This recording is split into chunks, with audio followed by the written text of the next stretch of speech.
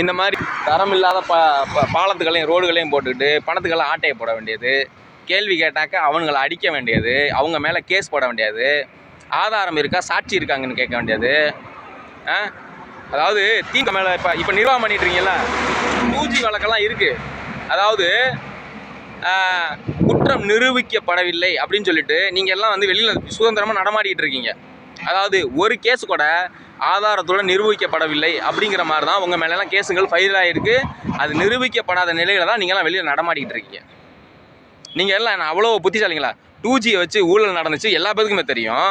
2G அந்த பிரச்சனை முடியறதுக்குள்ளார 3Gயை கொண்டுகிட்டு வந்தீங்க. ஆளுங்களை வச்சு 3Gயை கொண்டு வந்தீங்க, அப்புறம் 4G கொண்டு வந்தீங்க, அப்புறம் 5G கொண்டு வந்தீங்க. இதே மாதிரி பண்ணீங்க. கலைஞர் ஐயா கொடுத்த டிவிக்குள்ளார ஊழல் நடந்து டிவிகள் முடக்கப்பட்டு தேங்கி வைக்கப்பட்டு மக்களுக்கு கொடுக்கப்படாமல் அப்படியே இருக்குது. எல்லாத்துக்கும் பதில் சொல்லுவீங்களா?